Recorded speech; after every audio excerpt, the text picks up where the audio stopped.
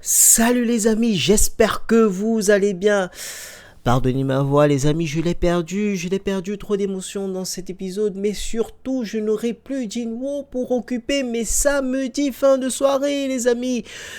Je suis triste, je suis en larmes. Mais bon, que dire, cet épisode 13, ce final, était tout en douceur, tout en légèreté, un épisode digeste, il faut le dire, et surtout on nous a introduit de nouvelles intrigues sur le pouvoir de Jinwoo. Qu'en est-il réellement? Et on nous présente de nouveaux personnages. Bah écoutez, on en parle ensemble tout de suite après le générique.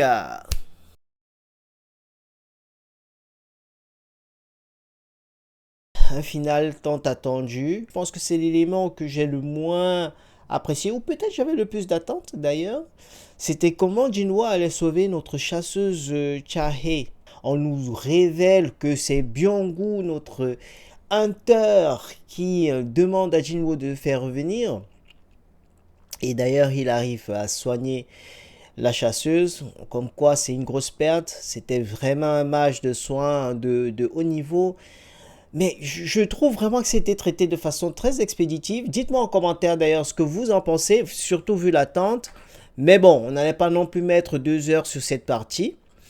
Mais voilà, j'ai apprécié. Et puis Jinwoo, on voit, hein, c'est pas une personne dénuée de bon sens. Il arrive à connaître la nature de Byung-gu. Et il décide d'ailleurs de le laisser repartir, de ne pas le garder dans son armée. Je pense qu'il aurait été d'une grande utilité. Et waouh! Mais la lame de Baran, les amis! Ouh! Juste ce geste! Et elle te balance de la foudre qui détruit fourmi. Non, mais j'ai grave kiffé. Il aurait dû la sortir depuis. Pourquoi il la laisse moisir dans son inventaire? Franchement, c'était grave stylé. J'ai vraiment apprécié. Donc on voit que notre protagoniste, il atteint le niveau 100. Ça, c'est stylé aussi. On va voir ce que ça va donner désormais. Vu tout ce qu'il avait comme pouvoir avant ce niveau, il était bien loin puisqu'on voit pendant l'épisode que voilà, il évolue énormément. Donc stylé à voir ce que ça va donner par la suite, hein.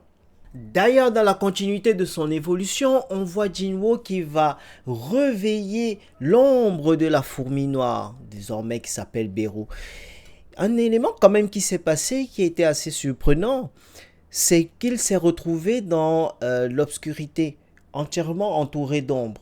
Donc on ne sait pas ce que ça voulait dire, on ne sait pas réellement ce qui s'est passé, mais ce sera intéressant de voir. J'espère que dans le ce sera expliqué plus tard, développé en tout cas pour qu'on puisse comprendre un peu ce qui s'est passé. Est-ce parce qu'il atteint un autre niveau de ses pouvoirs? Question à suivre.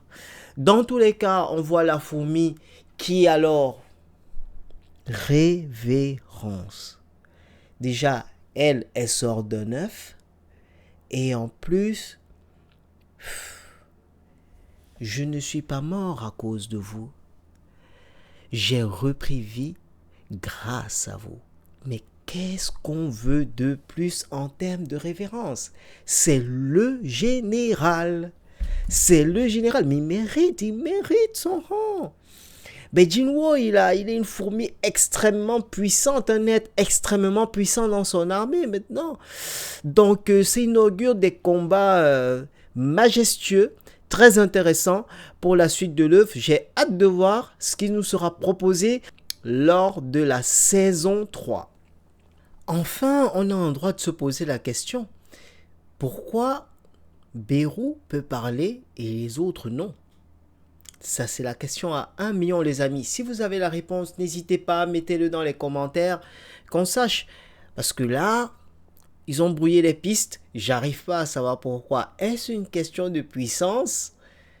On le saura, j'espère, dans la suite de l'œuvre.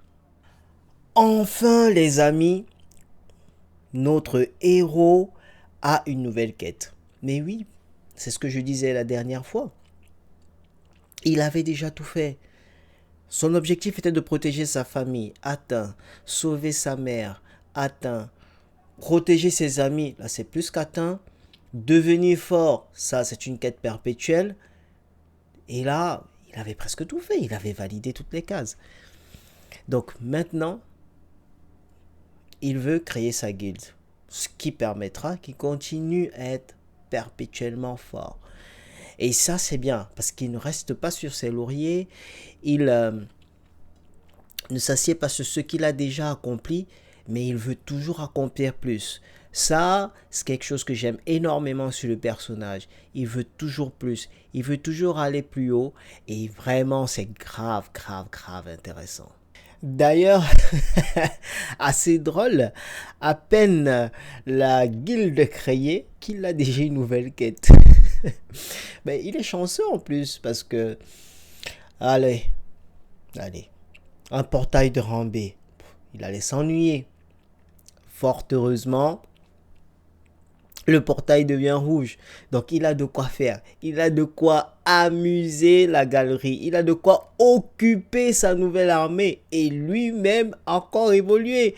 Donc ça c'est génial. Franchement, il est quand même chanceux notre protagoniste. Hein. Il est chanceux. Bref, en tout cas, pour s'éloigner un peu de Jinwoo, on nous présente un nouveau héros.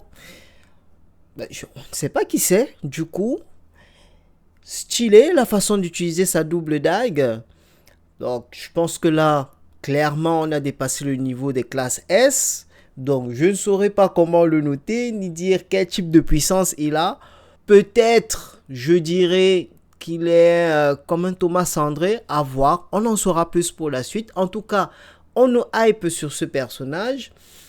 Et d'ailleurs, il dit qu'il aurait aimé se battre contre la fourmi bipède, contre Beru.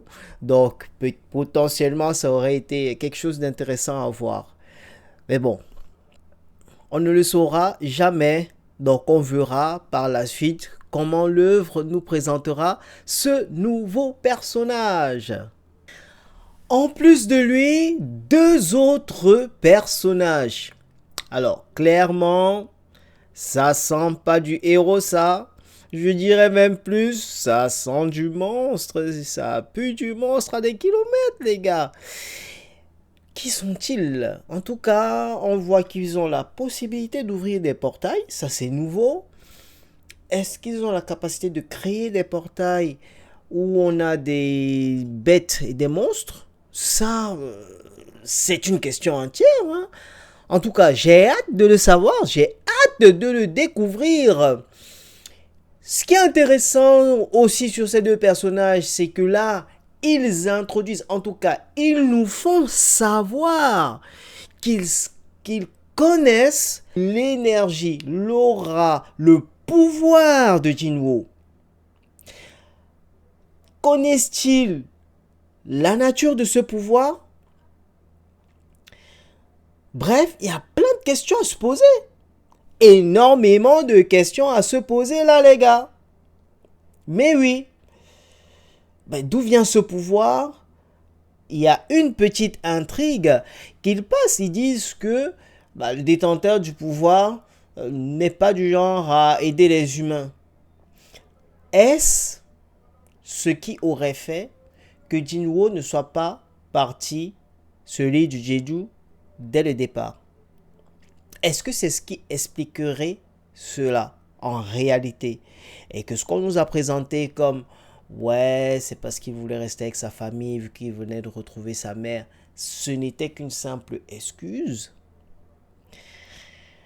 Ça ouvre des portes là. Là, on a juste envie déjà d'être dans la prochaine saison, avoir un peu plus d'informations sur les pouvoirs de Jinwoo, d'où est-ce qu'ils viennent et qui est réellement Jinwoo finalement.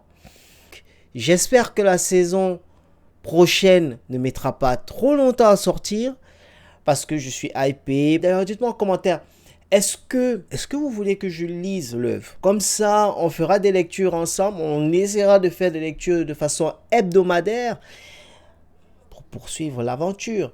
Et ça nous permettra de faire des comparatifs avec, bien évidemment, la prochaine saison. Mais les amis, écoutez, je vous souhaite une agréable soirée. Je vous remercie pour votre présence sur la chaîne. On va voir ce qu'on fera pour la semaine prochaine. En tout cas, de belles choses vous attendent. Donc, n'hésitez pas à être au rendez-vous. Prenez soin de vous. Prenez soin de votre famille. À ciao, bonsoir.